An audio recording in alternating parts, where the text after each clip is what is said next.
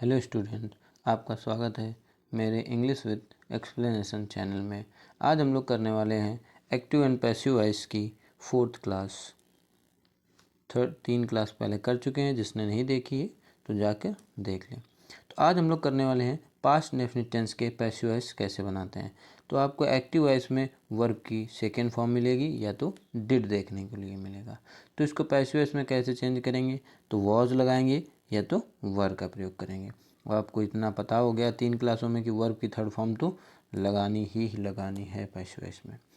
तो पहले हम शुरुआत करते हैं अफर्मेटिव सेंटेंस से।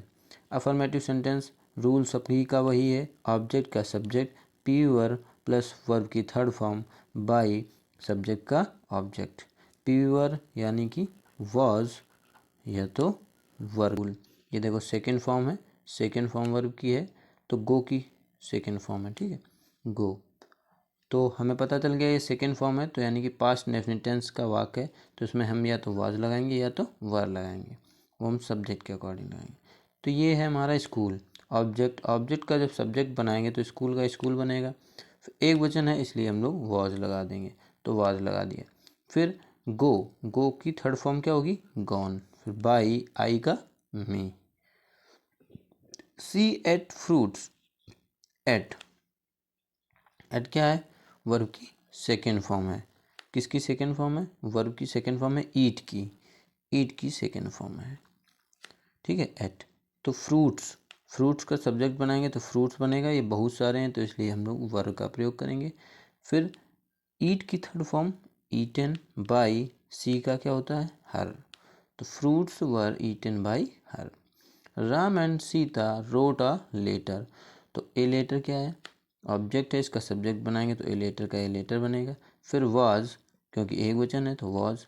फिर राइट, राइट की सेकेंड फॉर्म होती है रोट, तो इसकी थर्ड फॉर्म क्या हो जाएगी, written, written by Ram and Sita. Object का subject, be verb plus not plus verb की third form plus by subject का ऑब्जेक्ट, ठीक है, फुल स्टॉप। इसके you did not teach me, हमने बोला था डिड मिले या तो आपको वर्ब की सेकेंड फॉर्म मिले, तो क्या लगाना है, वॉज या तो वर, ठीक है। तो you did not teach me, me object है, ऑब्जेक्ट का सब्जेक्ट बनाएंगे आई, आई के साथ में वॉज का प्रयोग करते हैं तो वॉज लगा देंगे, वॉज। फिर हेल्पिंग वर्ब के बाद में हमेशा नॉट का प्रयोग करते हैं, देखो ये भी डिड के बाद में है तो यहाँ पे हम भी वॉज के बाद में ही नॉट लगाएंगे, नॉट। फिर टीच की third form taught by, you का यू हो जाएगा, ठीक है। अगला सेंटेंस है सी डिड नॉट या डिडंट बीट देम, ये देखो क्वेश्चन टैग है डिड नॉट, ठीक है, ये लिखा हुआ है पूरा डिड नॉट, ठीक है। इसको जो हम क्वेश्चन टैग में बदलते हैं तो ओ का हटा देते हैं और इसको साथ में जोड़कर एपोस्ट्रॉफी कॉमा का प्रयोग करके इसको ऐसे लिखते हैं डिडंट, ठीक है। तो सी डिड नॉट या डिडंट बीट देम, ये ऑब्जेक्ट हो गया, ऑब्जेक्ट का सब्जेक्ट बनाएंगे तो दे का देम हो जाएगा, बहुवचन करता होता है इसलिए हम लोग वर का प्रयोग करेंगे, तो वर लगा दिया। फिर नॉट हमेशा हेल्पिंग वर्ब के बाद में प्रयोग होती है तो नॉट लगा देंगे बाद में। बीट की थर्ड फॉर्म बीटन, फिर बाई, सी का हर हो जाएगा, ठीक है। तो they were not beaten by her. अगला सेंटेंस है I did not do this work, तो दिस वर्क, दिस वर्क का सब्जेक्ट बनाएंगे तो दिस वर्क बनेगा, ये एक वचन है इसलिए वॉज लगा देंगे, और नॉट का प्रयोग हेल्पिंग वर्ब के बाद में होता है तो नॉट बाद में। बाई, इसमें नॉट के बाद में वर्ब की थर्ड फॉर्म का प्रयोग डन का प्रयोग करेंगे, डू का डन, ठीक है, बाय मिस्टेक प्रिंट नहीं हो पाया। बाई, फिर आई का मी बना देंगे, तो this work was not done by me, do का, डू की थर्ड फॉर्म डन हो गई, ठीक है, टाइपिंग मिस्टेक हो गई। अगला चलते हैं इंटेरोगेटिव सेंटेंस।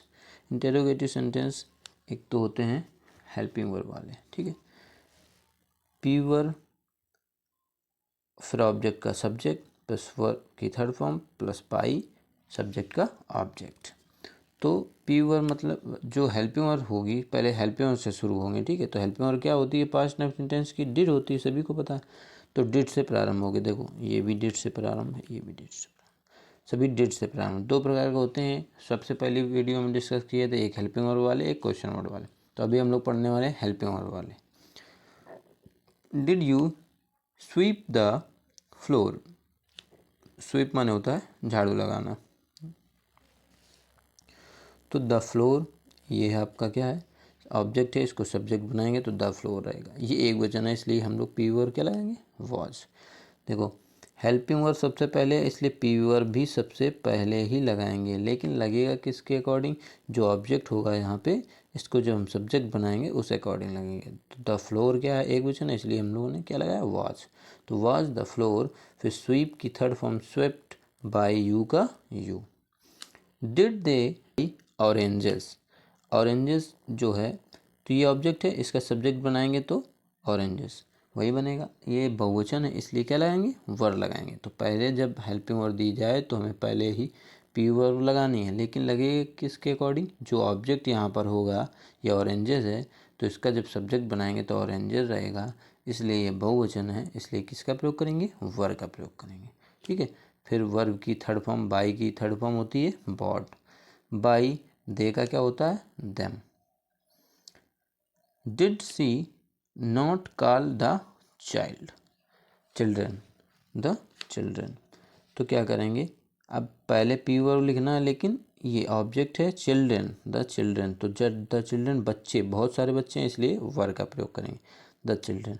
फिर नॉट लगा देंगे, नॉट हमेशा हेल्पिंग वर्ब के बाद लगाते हैं तो, और सब्जेक्ट के भी, तो नॉट लगा देंगे। फिर काल की थर्ड फॉर्म कॉल्ड लिख देंगे। बाई सी का ऑब्जेक्ट हर हो जाएगा, तो बाई हर। अब इंटेरोगेटिव सेंटेंस क्वेश्चन वर्ड वाले, जो क्वेश्चन वर्ड पहले लिखा हो वही क्वेश्चन वर्ड हम पहले लिख देंगे। तो question word plus P verb plus object का सब्जेक्ट प्लस बाई वर्ब की थर्ड फॉर्म और प्लस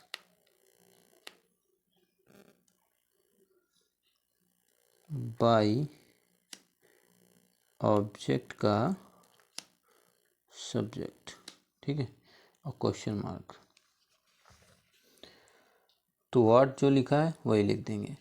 फिर did you eat the food today, ठीक है, तो द फूड ये ऑब्जेक्ट है आपका, हमेशा यही नहीं देखना कि पीछे वाला ही ऑब्जेक्ट होता है।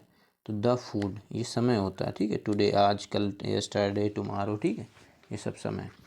तो द फूड एक वचन होता है इसलिए क्या लगाएंगे, वाज लगाएंगे। तो जब कोई भी क्वेश्चन वर्ड हमें कोई भी एक्टिव वॉइस में दिया जाए, जो क्वेश्चन वर्ड दिया जाएगा हम वही लिख देंगे। तो वाट दिया था वाट लिख दिया।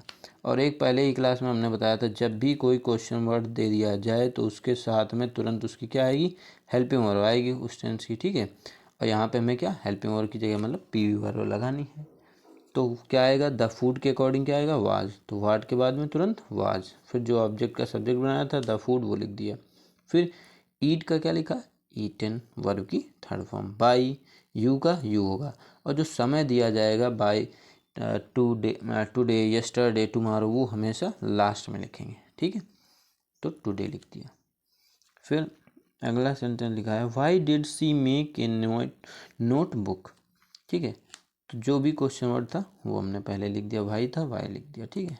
अब इसमें हेल्पिंग वर्ब जो है या पी वर्ब क्या लगाएंगे, तो वो लगाएंगे हम लोग इस ऑब्जेक्ट के सब्जेक्ट के अकॉर्डिंग। तो ए नोटबुक है, तो ए नोटबुक का जब सब्जेक्ट बनाएंगे तो वही बनेगा ए नोटबुक। तो ए नोटबुक एक वचन है इसलिए क्या लगा देंगे, वॉज लगा देंगे।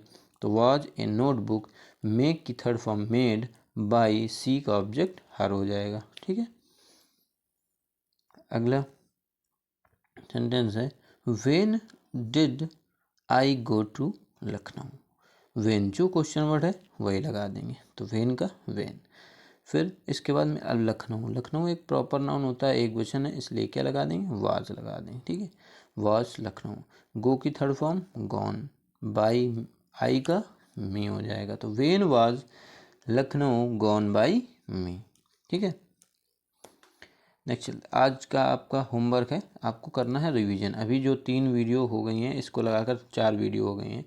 तो चारों वीडियो को या तो आप 2x स्पीड में लगा के देख सकते हैं, या तो आपने खुद नोट्स बनाए होंगे, तो उससे आप रिवीजन करें। रिवीजन बहुत ज़रूरी है।